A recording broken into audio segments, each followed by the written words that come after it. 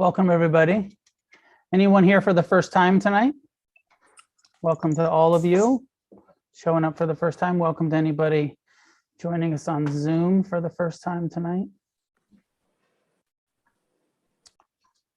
I've been teaching this Monday night class here on the west side of Los Angeles for about 17 years now, every Monday night. Some of you have been coming for a long time. Some of you are newer to the community. And a big part of my intention behind our meditation center and teaching Buddhism is to help people develop community. It's one of the refuges. There's 3 refuges in Buddha. There's taking refuge in your own ability to be fully awake, what we call Buddha, awakened. Taking refuge in your ability to know what is true about reality and live in harmony with it, refuge in the Dharma. And then refuge in Sangha, in community, that we need each other. And Buddhism is such a strange practice where you're on your own. You got to do it yourself. That I'm, as the teacher, there's no teachers that can do it for you. Everybody has to do all of the work themselves. It's a non-theistic path. There's no, external sources that give us grace or blessing or anything like that from a Buddhist perspective. It's humanist psychology. So you have to do it all yourself, but you can't do it alone. We need each other to support, to encourage, to confront, to intervene at times, to practice conflict with. We need each other. And it's kind of hard to build community during silent meditation. So I like to start by asking you to introduce yourself to some of the people in the room you don't know yet. It's a little weird if you're new and can feel a little churchy or culty or something, but the intention behind it is to connect, is to meet each other. And tonight's topic is intention, the second factor of the Eightfold Path. So introduce yourself to some people. At home, I'll open up these Zoom rooms, breakout rooms on Zoom, and you can talk to each other in there. And so when I say intention, and just let your, what's your mind, what is your intention for your life?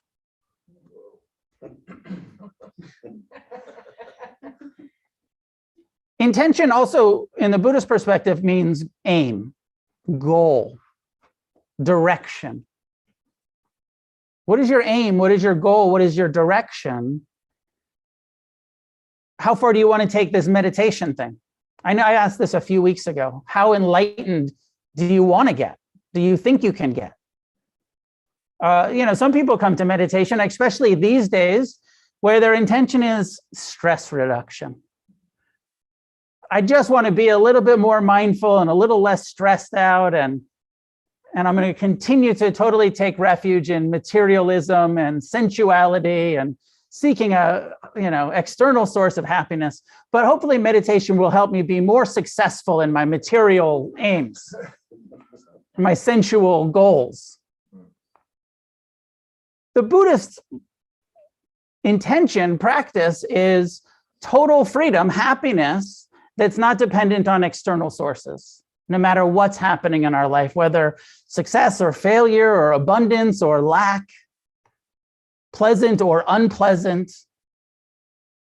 Freedom. That's what the Buddha taught. He said it's possible for us to get free in the midst of whatever reality we're inhabiting, pleasant or unpleasant or neutral.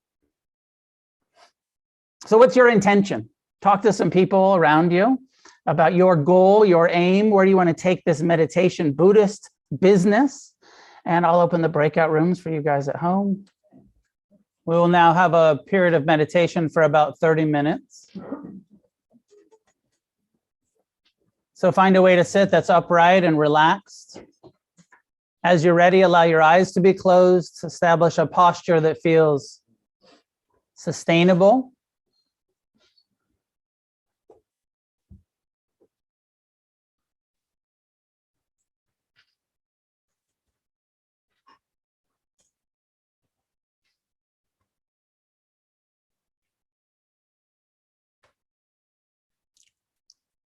Relax any tension that you can relax. Soften your brow, your eyes, your jaw. Allow the upright body to be supported by the chair or cushion.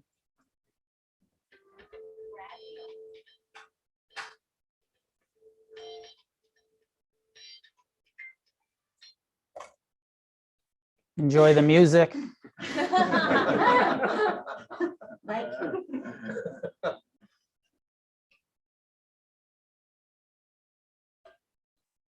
Establishing the intention to be kind, to be patient, to be accepting. Whatever your goal is, kindness will help.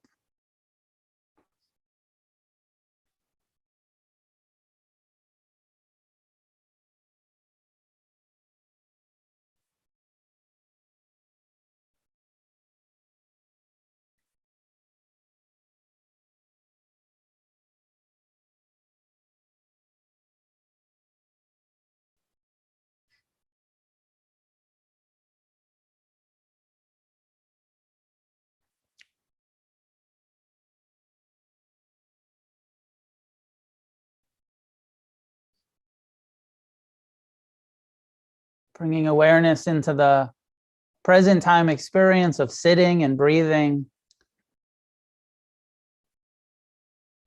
Kind awareness towards whatever your mind is doing, whatever emotions or sensations.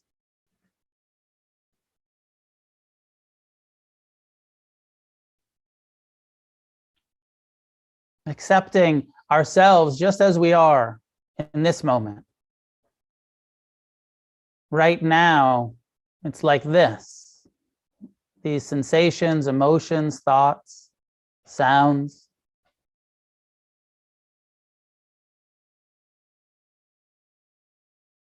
Meditation is not about changing what's happening. It's about seeing clearly, understanding the impermanent nature of what's happening.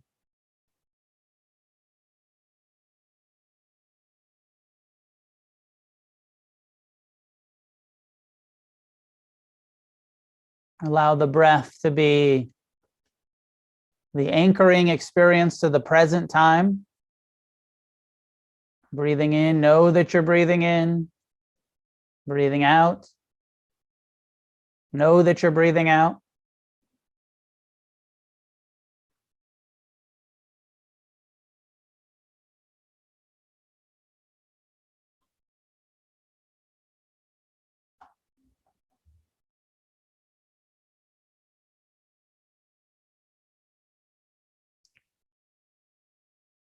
When you get involved in a thought in the mind, a plan, a memory, a fantasy,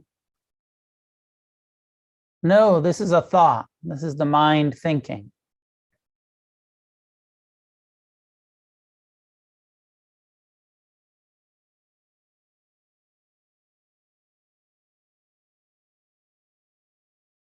Choosing to come back to the breath, disengaging from the thinking mind, let it be in the background as much as you can.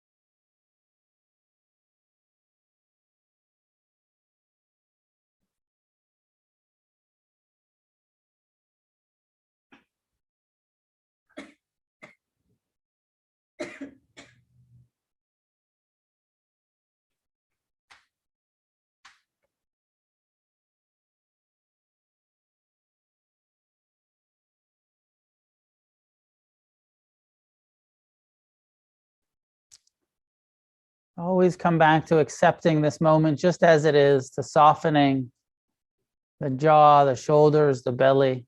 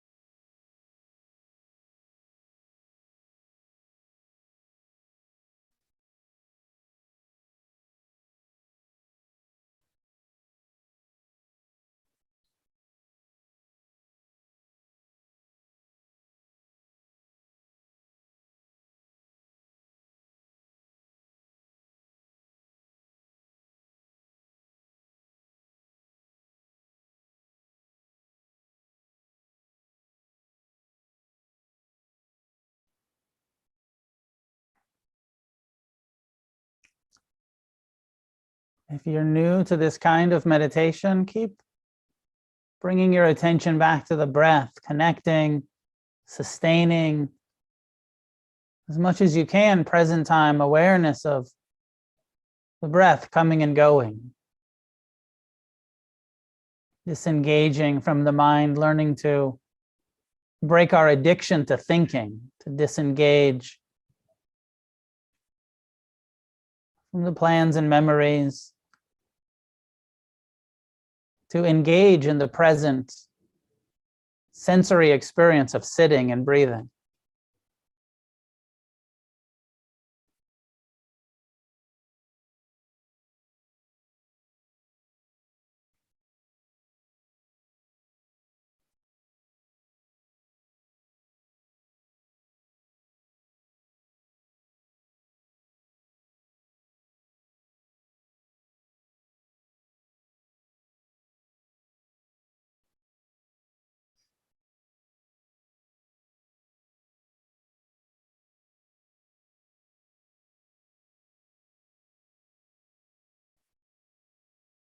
And if you've been practicing for some time, you're already aware that the Buddha's instructions continue inviting us to be inclusive of our whole being, not just the breath, but the whole body.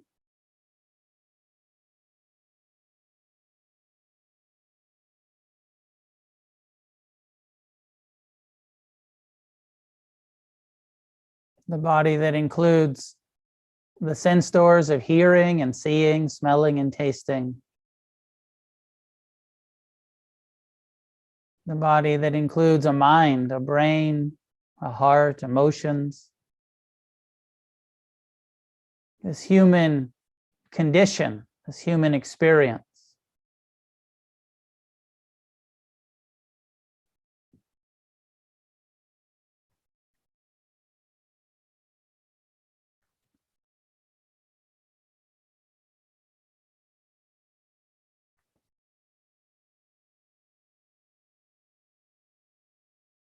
As we become more and more aware of our heart, our mind, our body, we investigate the feeling tone,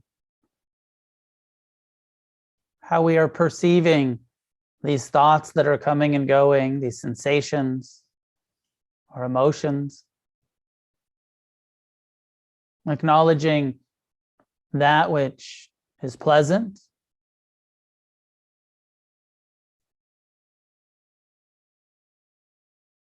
that which feels unpleasant, painful, difficult. And also giving our attention to the neutral sensations, neither pleasant nor unpleasant.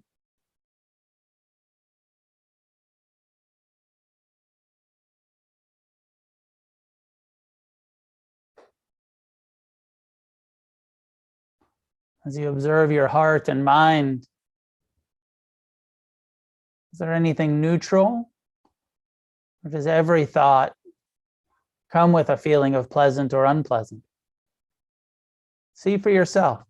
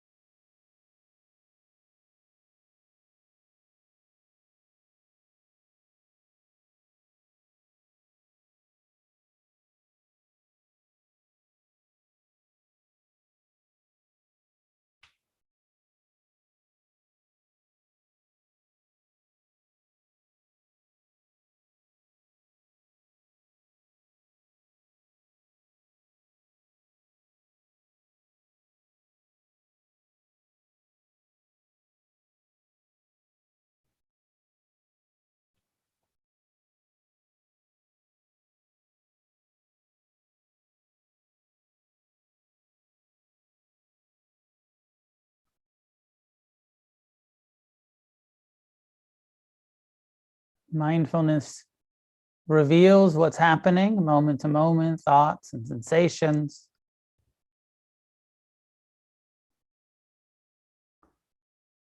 And how they feel, what's pleasant or unpleasant or neutral.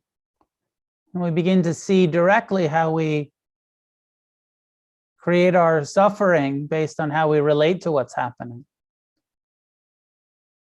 Our reactive tendency to pain, of fear, of anger, creates a level of suffering on top of the pain. Our reactive tendency towards pleasure, of clinging, of craving, attachment, creating that level of suffering on top of what was pleasant.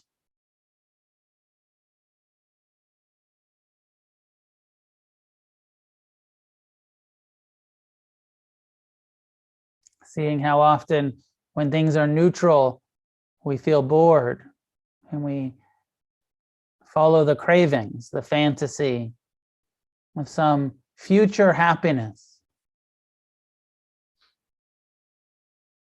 rather than accepting this moment just as it is. Perhaps even learning to enjoy the neutrality, the absence of pleasure and pain.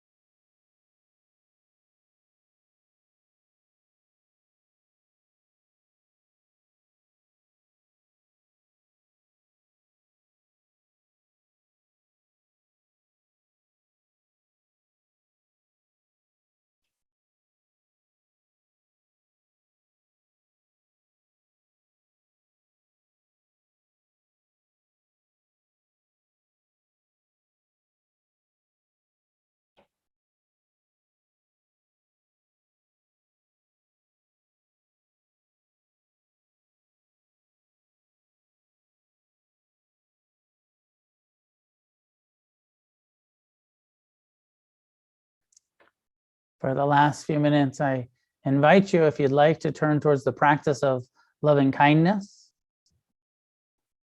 saying to yourself in your own heart and mind, may I be at ease, meaning may we learn to be at ease with ourselves just as we are, with this mind, this body, this heart. May we learn to be at ease in this world, just as it is.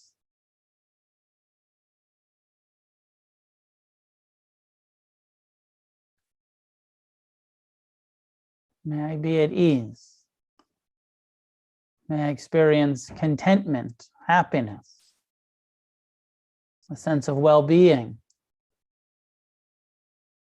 with life just as it is, not it needing it to be some other way.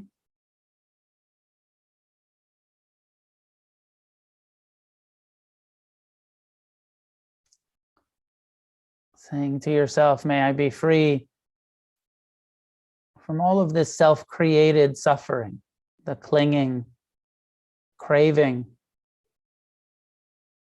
resentment. May I be free.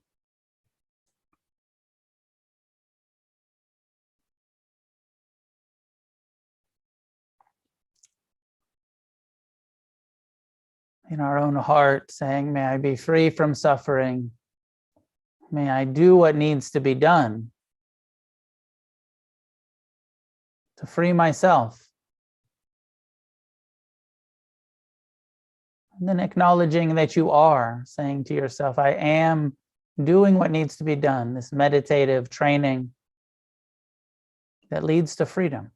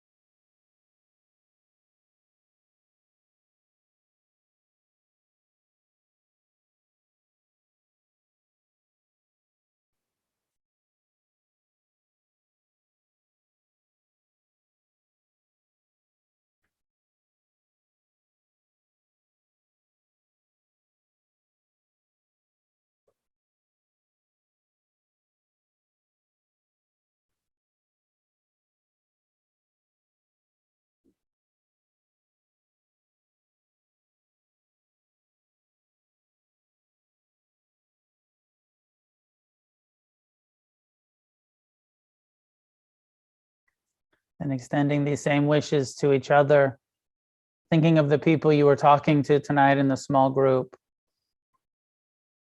reflecting on how just like me, you wish to be happy, you wish to be at ease, you wish to be free. Extending these well wishes, goodwill, loving kindness to the Sangha. May you be happy. Just as you are, may you be at ease.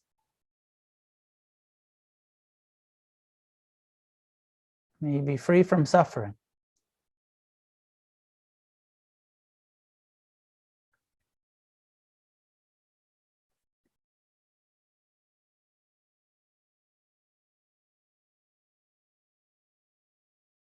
Extending this wish outward in all directions, including all of your loved ones, friends, family, associates, communities,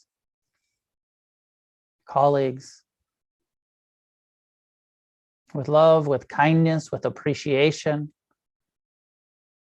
opening to the 10,000 sorrows with compassion, to the 10,000 joys with appreciation.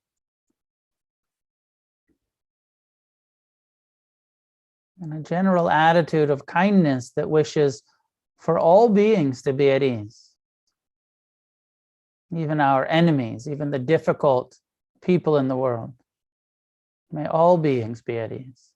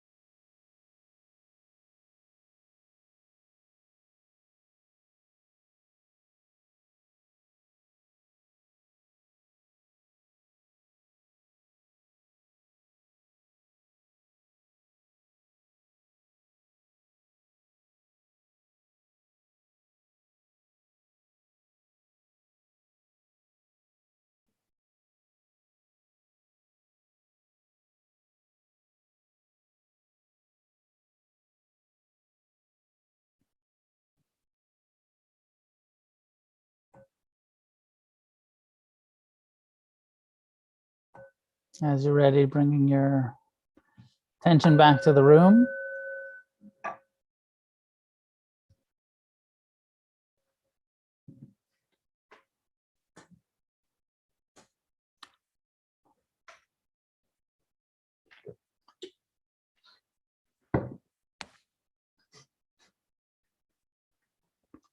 continuing with the Buddhism 101 that I started in January. The life of the Buddha we went through, that the Buddha was a person born about 2,600 years ago or so, who was born into abundance and wealth and rejected it, and went out to found that the happiness that he was seeking was not found in material or sensual experience, and went out to look for a spiritual solution. Spent some years practicing yogic, Brahmanic meditation techniques, some years practicing asceticism, extreme renunciation, not finding what he was looking for with the gurus of his time, rejecting them, the concentration-based meditations that they were teaching him. Discovering mindfulness, and mindfulness, present time, non-judgmental awareness, leading to the ability to meet the unpleasant experiences in life with acceptance and compassion, and removing all of that suffering that we normally bring to our pain. We normally make pain worse by hating it and rejecting it and resenting it and fearing it. And he said, oh, mindfulness is the key. When I'm mindful of the impermanent, unpleasant experience, I don't suffer about it anymore. I just meet it with friendliness and compassion. And sounds so simple, right? Just be mindful of your pain and you won't suffer anymore. But that was a huge part of his experience. Likewise with pleasure, the impermanent nature of pleasure, seeing, oh, I cling, I create my suffering based on attachment, craving, trying to control, rather than accepting the transient nature of pleasure. Having that experience under the Bodhi tree of being attacked by his own mind, the self-centered unworthiness of the human condition, that part of his mind, of all of ours mind, that says, you can't do this, you can't be totally free, you're not worthy of this. One of the things his mind said to him on the verge of enlightenment was, who do you think you are? Just like your mind sometimes says that to you. Who do you think you are? And he had the final awakening, what we call nirvana, total freedom from suffering based in a mindful relationship to pleasure and pain, and no longer believing the delusional thoughts that arise in his mind, in the human mind. Changing his relationship to what he called Mara. And Mara didn't go away. Mara is afflictive emotions, doubt and fear and lust and anger and all of the stuff we're usually suffering about. He said, it's not gone. I just don't believe it anymore. Now when it arises, I say, I see you. I relate to that unpleasant thought. That self-centered fear is something I have a relationship with rather than I believe is me. So this awakening, and he said, okay, we figured it out. I'm going to go teach my friends. What do you do with it? When you get free, what do? You share it. You say, okay, I'll be of service. Help others who also want to meditate, want to awaken, realize that materialism is a dead end. You can't buy happiness. You can get everything you want, and it won't work. So you find some people who also understand that. And he broke it down, and we're at the second factor. This is just a review. He said, suffering is normal. Everyone is suffering on some level or another. It just goes with incarnation. It's not your fault. You're not a failure. You're just a person. You're human. There is a suffering born into this nervous system, this self-centered mind, this craving, repetitive craving, normal. The cause is, the cause of that suffering is this survival instinct that we're born with. We crave for pleasure, we hate pain, we take everything personal. I, me, mine. And it makes life stressful and almost unbearable at times. So many of us became addicts trying to manage, control, manipulate, medicate our minds, our bodies, our pain.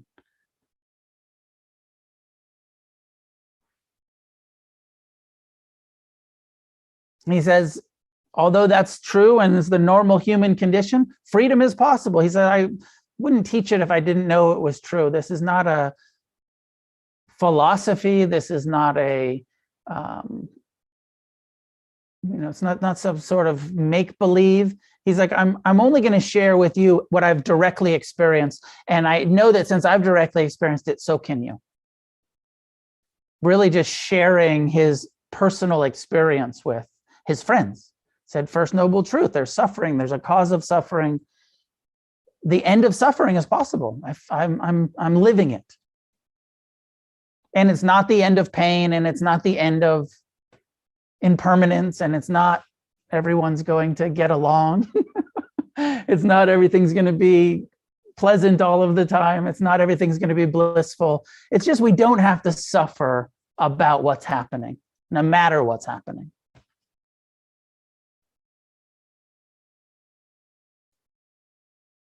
And then he said, here's what I did, and here's what anyone can do, the Eightfold Path. And last week we talked about the first thing, the first factor of the path. And again, reminder for anybody who's coming for the first time tonight, the Eightfold Path is not linear. I'm going to teach it in over this 8-week period as 1, 2. Last week we did 1. This week we're doing 2. But it's not how it works. You don't work the Eightfold Path like you work the 12 steps. It's not like that. Like you do the first step and then you do the second step and then you don't do them in order like that.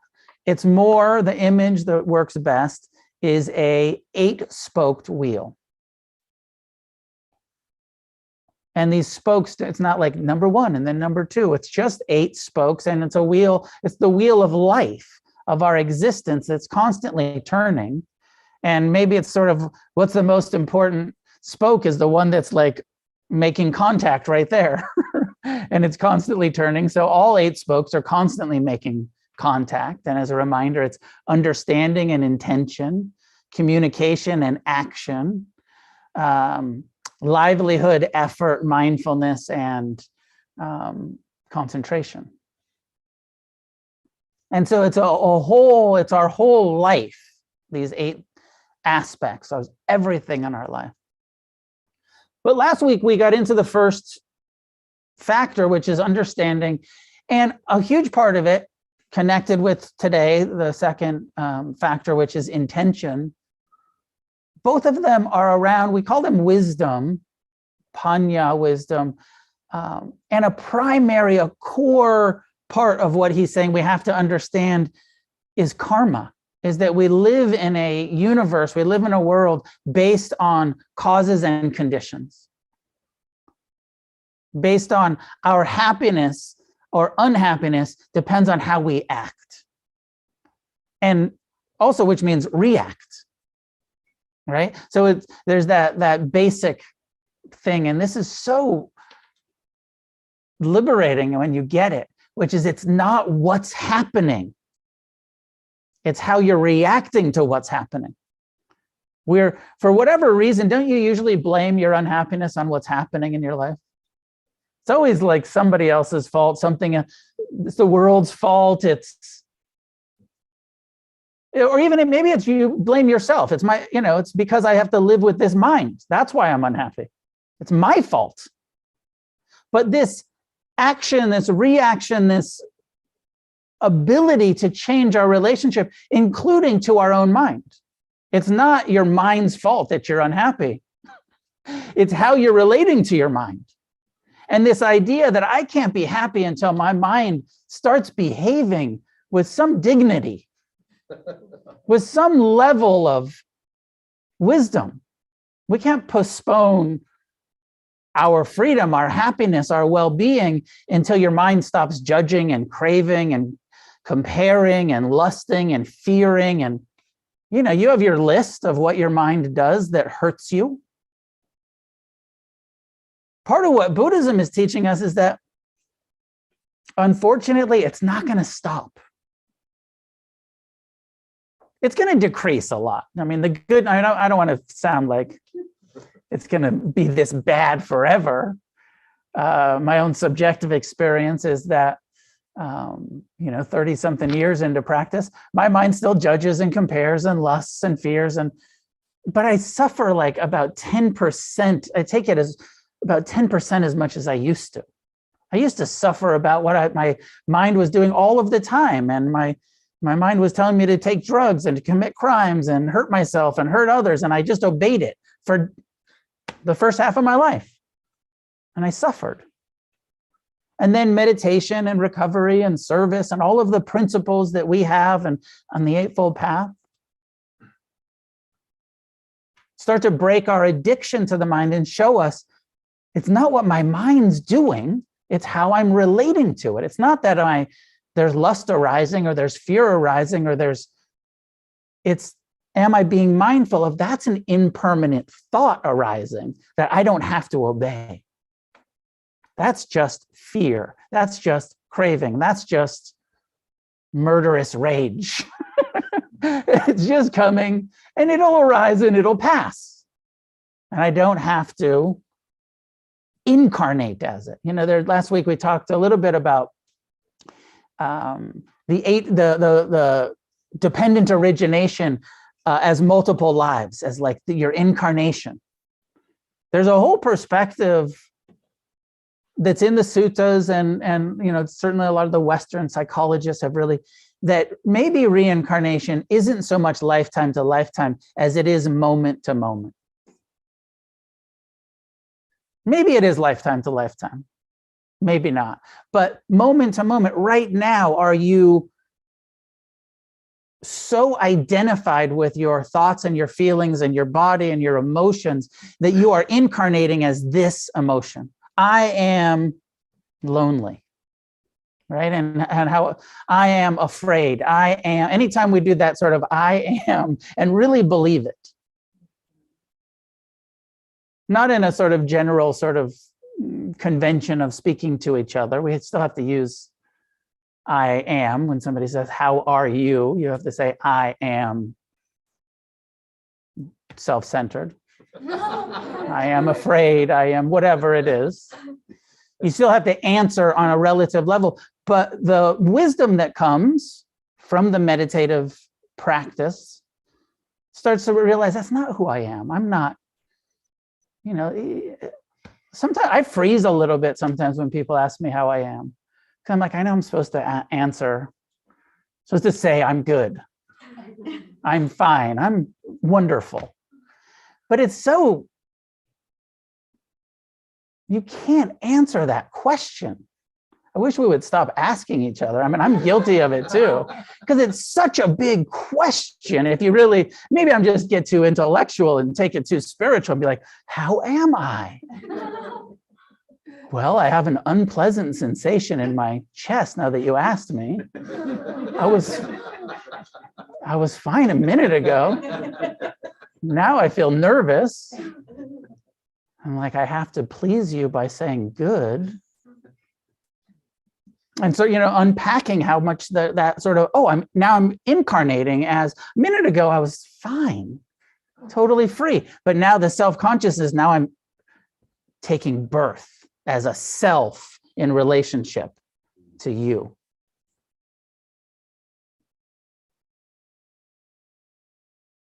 It's a little bit of a tangent, but what I want to talk about is karma and intention. But I think that this is very important because sometimes you think of karma as like the external events, how you respond to what's happening in your life, how you respond to what's happening in the world. But I think one of the reasons I went on this tangent is that I want everyone to understand it's also how you respond to your internal life.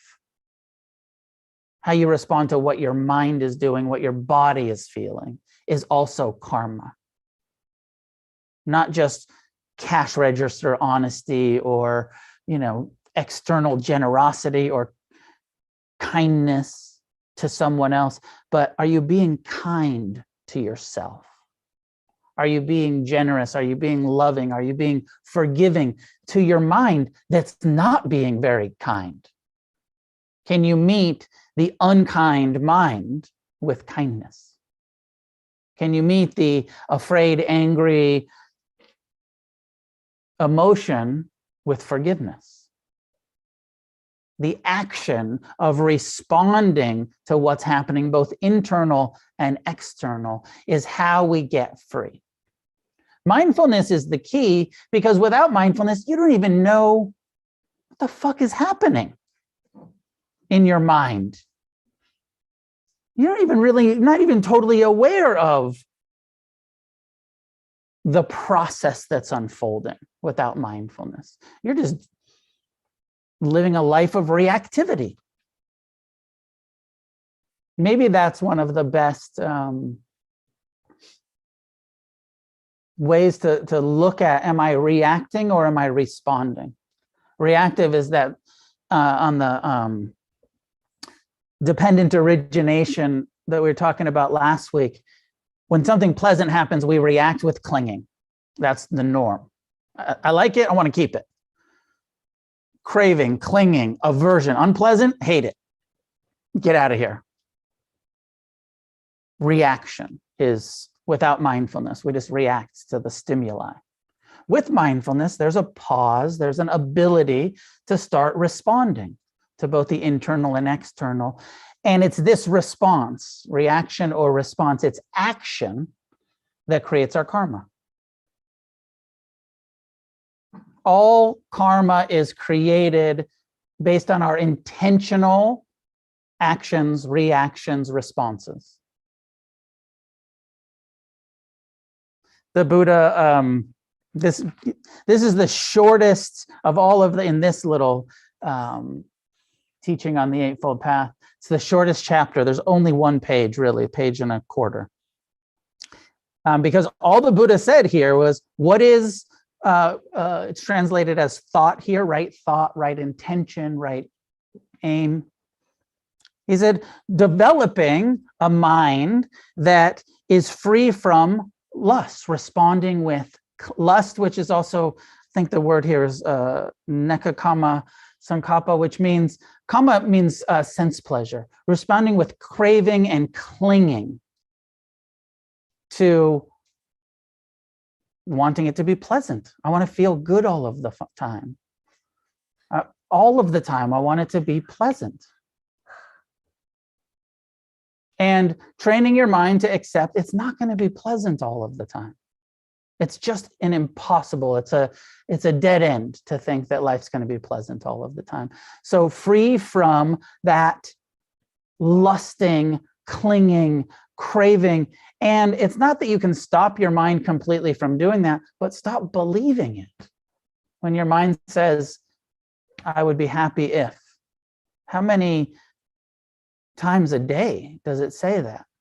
And even, I mean, there's that very interesting physical awareness practice of, why do you move your body at all?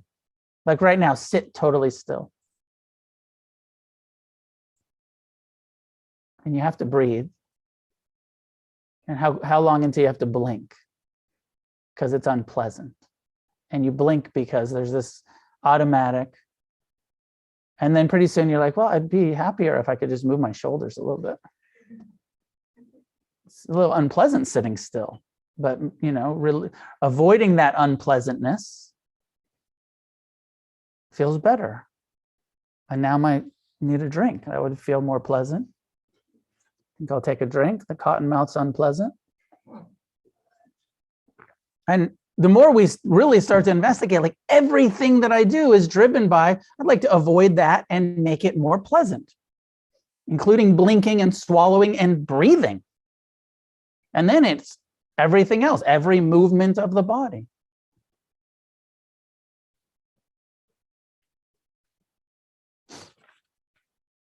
Free from ill will and free from cruelty. This is called right thought. Free from lust, ill will, and cruelty.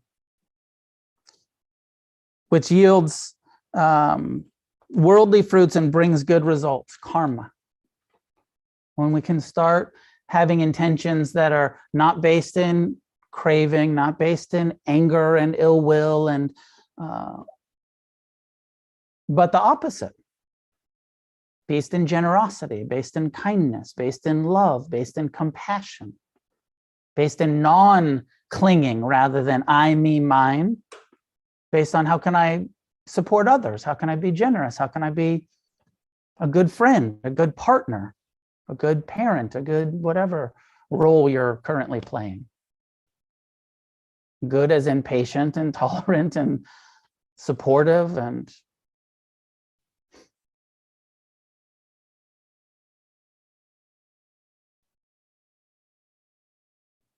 all karma based on our intentional actions and reactions.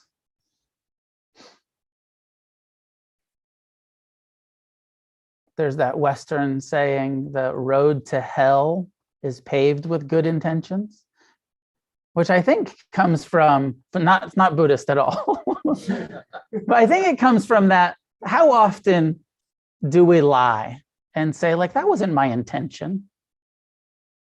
I wasn't trying to hurt you. I was just trying to avoid my own pain. I was shooting heroin or smoking crack or drinking or whatever it was. My intention wasn't to, but it wasn't a good intention. I wasn't trying to care for you as I was ignoring you and lying and stealing and doing whatever I did in my addiction. Really, again, connected with mindfulness, he says, in understanding wrong thought as wrong and right thought as right, one practices understanding, the first factor. In making efforts to overcome the unskillful thoughts and to arouse wise thought, one practices right effort, the sixth factor. Get the image of the wheel. So we're talking about the second base, and it's connected with the first, it's connected with the sixth.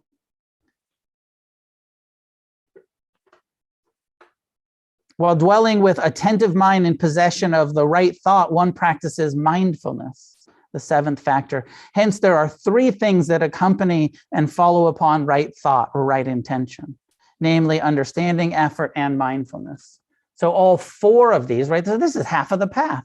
And saying in order to do this part, the second part, you have to be doing these other three. All four of these are connected. And mindfulness is connected to every other aspect of the wheel. You have to be mindful to do any. It's one of the reasons why in the West, mindfulness has become so easily secularized and disengaged from the full Buddhist path, because it is the key to changing our actions, to changing our intentions, our relationship to our mind.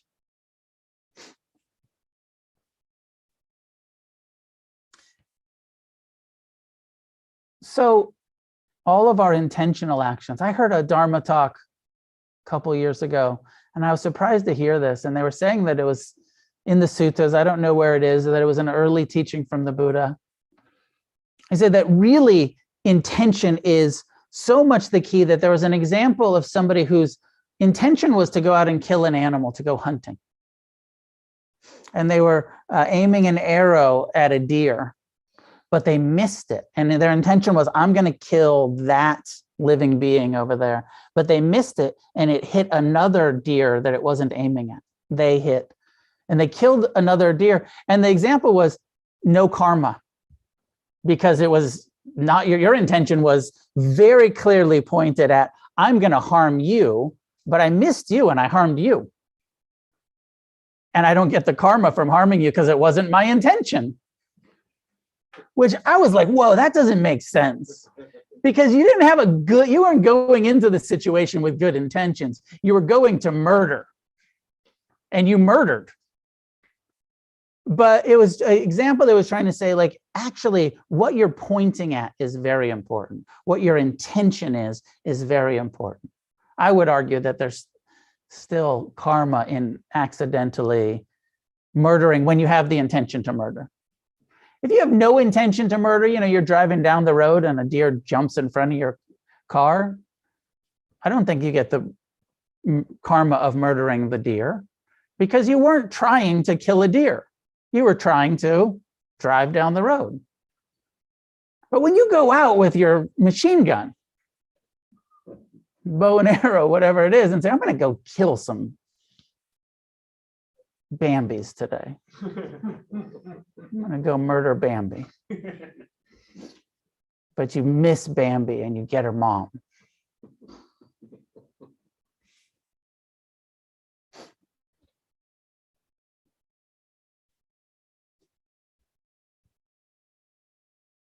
So this is all about karma. And then I like to think about, there's sometimes, I don't know how many of you have been a little confused by reading some Zen literature. And the kind of Buddhist, like, there's no goal. Have you heard that? In meditation, there should be no goal. There should be no aspiration. Just sit, zazen. Without any intention of enlightenment, just sit. Sitting is enlightenment. You're already enlightened. You don't need to strive for enlightenment. And that can like mess you up because you're like, well, but I don't feel enlightened. And I would like to be. But now they're telling me I'm not even allowed to want to be. I can't have the goal of making progress on the path of becoming less attached, more awake. Just realize it here and now. And this can be confusing when you hear that. And I'm sure there's a good explanation of it. I don't know what that good explanation is, but I'm sure there is one. But the Buddha's teaching was there's a goal. There's suffering. There's a cause of suffering. The goal is to end suffering. That's what we're doing here. Very much with an aim, with an intention. You know, for those of us in recovery, the intention to recover, to stay sober, to stay free, and to go beyond just physical abstinence and to go to spiritual freedom. To a freedom where we can inhabit our reality no matter what's happening. To train the mind and the heart so thoroughly that we learn to respond not with hatred and ill will and craving and clinging and lust, but with acceptance and forgiveness. Our intention is to meet each other, meet this world with accepting it's like this. It's just the way it is. And it's calling for all kinds of forgiveness and all kinds of love and all kinds of compassion because it's really unpleasant. It's really confused. It's a world of ignorance and greed and hatred and war and racism and sexism and, you know, oppression after oppression after oppression. So it's not this kind of like, well, just it's, you know, just accept it, but accept it with intentionally responding, acting, responding in a way that's not only going to free ourselves.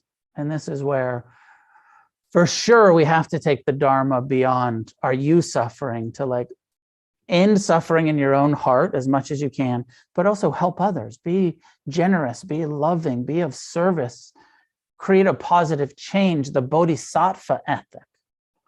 And maybe not the full Mahayana bodhisattva ethic that says postpone your happiness until everyone's happy.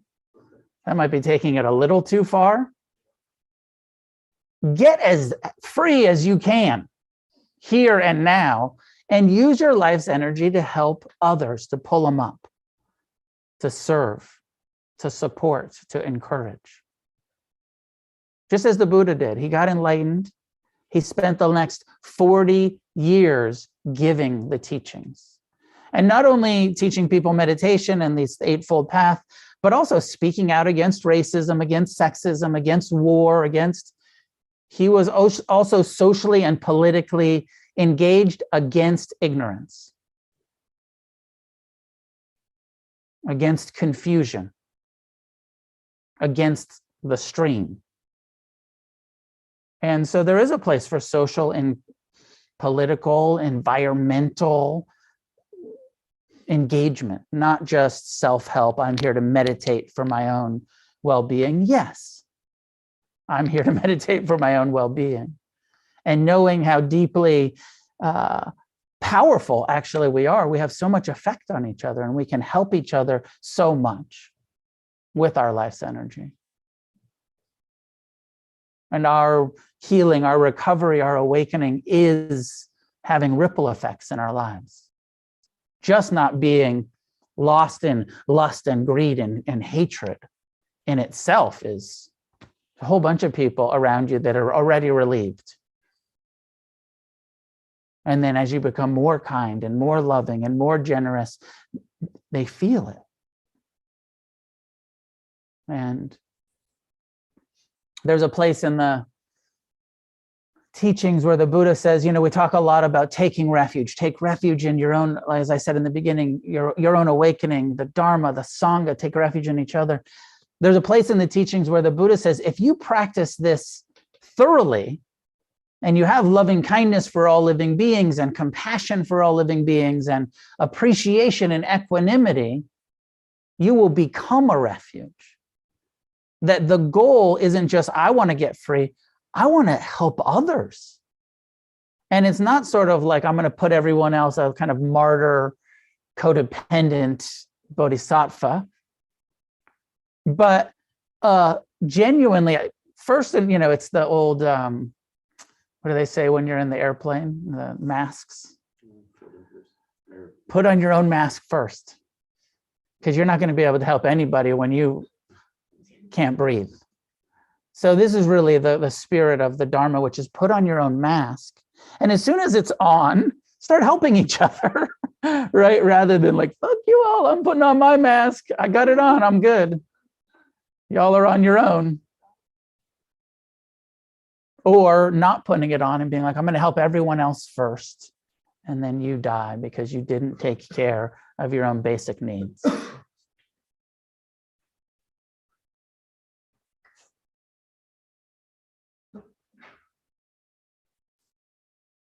So you get to decide what your intention is in the big picture. How free do you want to be? And this is a huge part of our mindfulness practice. What's my intention behind what I'm saying right now? What's my intention behind how I'm reacting to my own mind? How often are you reacting to your mind with anger, with ill will, with judgment, with fear? A reaction to, you know what, fuck you, to yourself. And starting to replace that with, may I be at ease with myself? May I be friendly to myself? May I forgive my own confused mind? And the more we do it internally, the easier my experience is, then it gets easier to deal with other people's confused minds. And all of the ignorance and oppression that confusion manifests as in the world. So I'll leave it there for tonight. Any questions or comments or clarifications from at home or in the room? No. Yeah, please, Jamie. How does intention work for distinguishing absolute and conventional nature of reality? What do you mean by that? Like, does Theravadins work with absolute conventional nature? Like a mind? Because like my intention could be to help others conventionally, but like then if I get all strung out about like how absolute having an intention is, Yeah. Like I was wondering if that works like that, or how we can help distinguish. I mean, a lot of this, as I'm saying tonight, a lot of it is happening on a relative level, on how you're relating to each other, how you're responding, how you're acting, how you're speaking. All of our karma is on a sort of relative, conventional, interaction, relational, and there probably is. There's a piece there in the where he talks. I think this is what you're asking about, where he says there's mundane and super mundane at levels, and the mundane level is just free from lust, ill will, and cruelty, but the super mundane, he says, whatever there is thinking, considering, reasoning, thought and application, the mind being holy, being turned away from the world, conjoined with the path, the holy path being pursued, these verbal operations of the mind's wise thought, intentional wisdom, using the mind to think, like when we're doing forgiveness, when we're doing loving kindness, that's not just like a mundane response, but it's training the mind to be on this different level, super higher level, super mundane thought, which is not of the world. It's not about what am I getting out of it. It's much more. It's a elevated training of the mind, and it's conjoined with the path. When we're using the mind not to think about our material or sensual desires, but about where am I with the Eightfold Path? Am I being mindful? Am I concentrated? Am I being kind? Am I being loving? Am I being forgiving? Am I being generous? Using the mind to think about the path. Am I understanding the impersonal nature of what's happening here? Is the way that it's referred to here. I don't know if that's totally connected with what you're asking, but yeah. Russ, go ahead. Just related to what Jamie said, what about mixed intentions, mixed motives, where it's not absolutely pure at all? I think in my case, I feel I always have mixed intentions. The classic example would be you want to be of service, but you also want to be loved because of that. You know, you want some love back, and you want to have the prestige of being known as someone who's like the joke, like I'm the most modest person on earth, you know.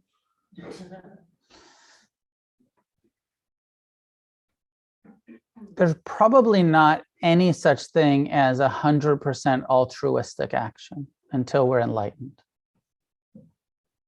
So I think sometimes we can put that like I'm supposed to be selfless service. You've heard that, right? You saw the bumper sticker, you know, do random acts of kindness, you know, right?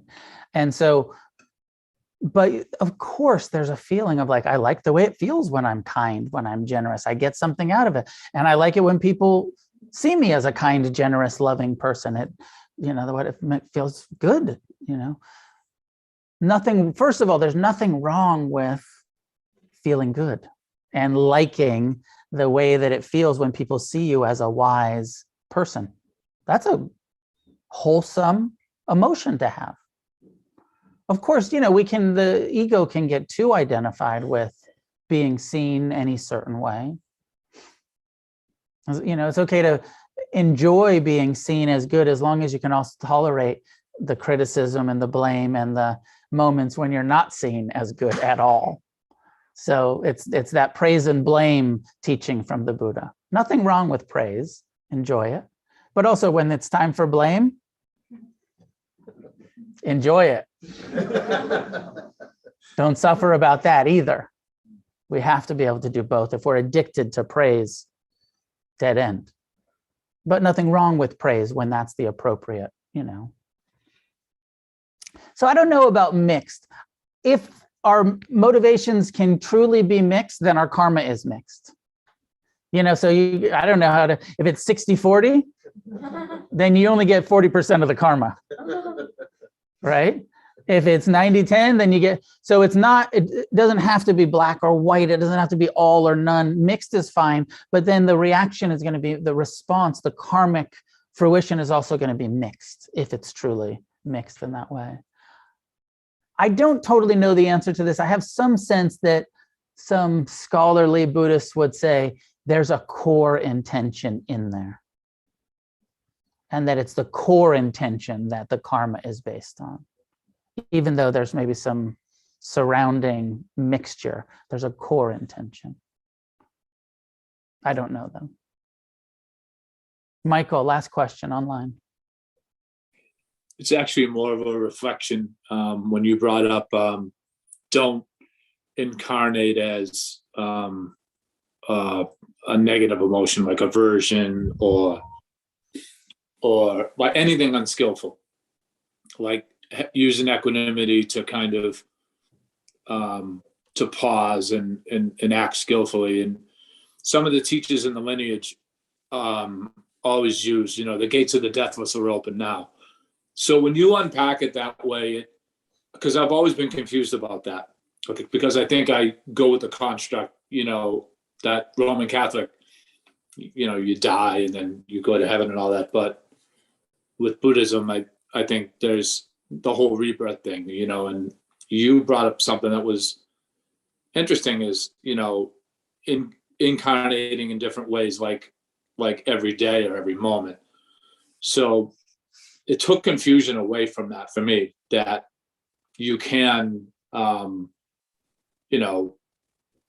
by not incarnating as something in the moment and skillfully working through it and being equanimous, that's, I guess it makes more sense to me now when I hear the gates of the deathless are open and, Nirvana is right now, and, don't strive and don't become, just abide. Yeah. So I'm grateful for that, because it definitely opened up some type of insight. Great. Thanks. Nice to see you. Good to see everybody. All of this is for your consideration. It's like the Grammys or something. It's for your consideration. You get to decide what you believe, what makes sense to you. You get to decide how much it resonates. And the big encouragement with Buddhism is to try it and really, meditate every day and see how it changes your relationship to your mind. See what happens when you apply it, long-term effect, rather than trying to intellectualize our way of do I agree with all of this? Just check it out sit every day and see what happens for, give it a decade or so, and then decide whether it works. And then decide, oh shit, I was on the wrong path. Should have stuck with the possibility of changing minds of people who were thousands of miles away and wanted to destroy a nation, a country. Is there any way you can do that? From the Buddhist perspective, the only mind you can change is your own. And sometimes when we change our own mind, it inspires others to change theirs. But there's very little power over other people. Even the Buddha, who was, this wonderfully wise being, there was all these wars going on in his lifetime. His whole family ended up getting wiped out in a war. And he didn't have the power to stop or to change anybody else's mind. And he was quite clear about that. Even to change somebody's mind to save thousands of other lives? Doesn't seem to be possible. From the Buddhist perspective, it doesn't seem to be possible. I mean, then it gets a whole nother question when we're talking about karma of, is it worth killing that person to save lots of lives? And there's lots of theoretical conversations about morality and ethics, and is it more ethical to kill one person to save millions?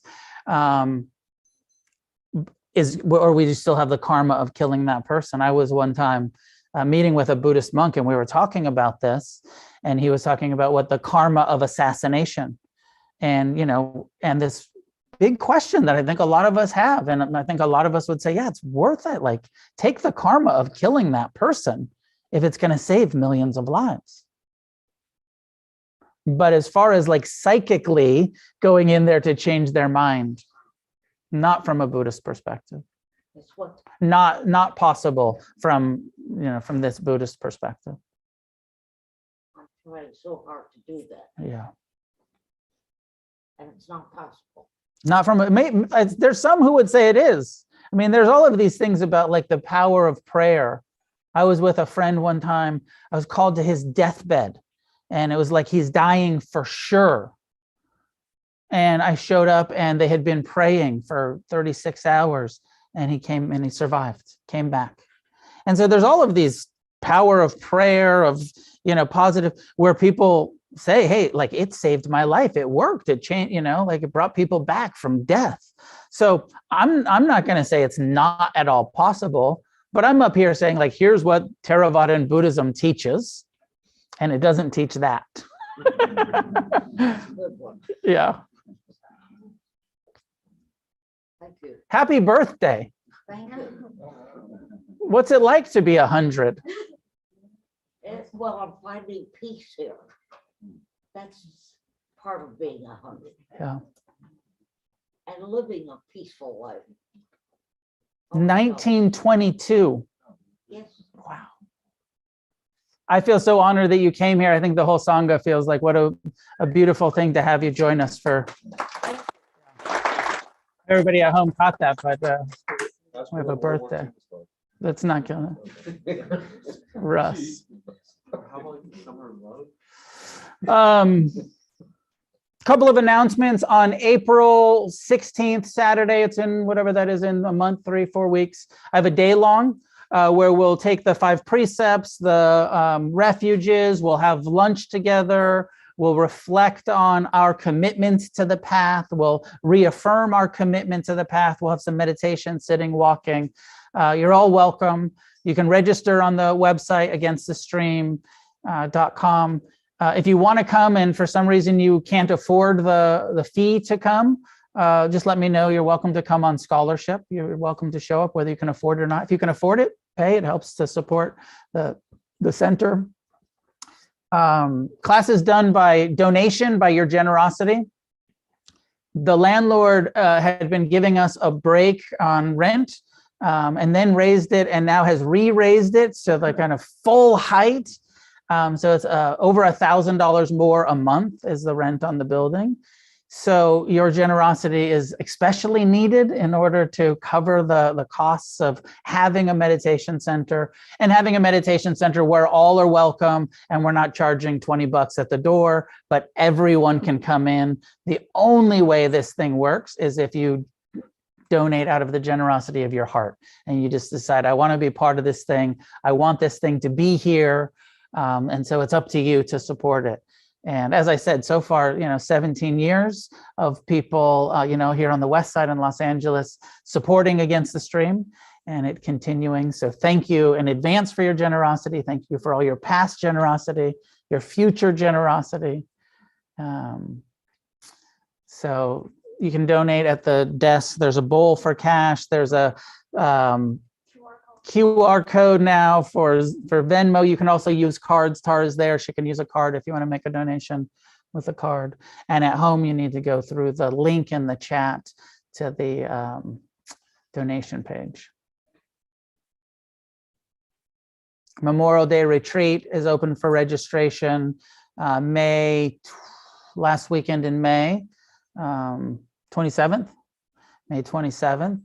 There are scholarships available, which makes it a little less than half price, $300 for the 3-day silent retreat instead of $650. We had a generous donation from someone in the community to help make scholarships. So register if you're going to come because it'll probably fill up. So get registered soon. And then we'll have a 7-day retreat in the fall in October. 3-day in May, 7-day in October. No, when was the 1 day? It's September, the day before Easter, the 16th, I think, Saturday. April. Huh? Not September. April, did I say September? April. Okay. There's another one in September, but it's Part of the one. the series of 4, yeah. But you can come to this one, April 16th, I think. May any goodness that comes from our practice be gathered and shared outward in all directions. May each one of us get as free as possible. And together, may we create a positive change on this planet.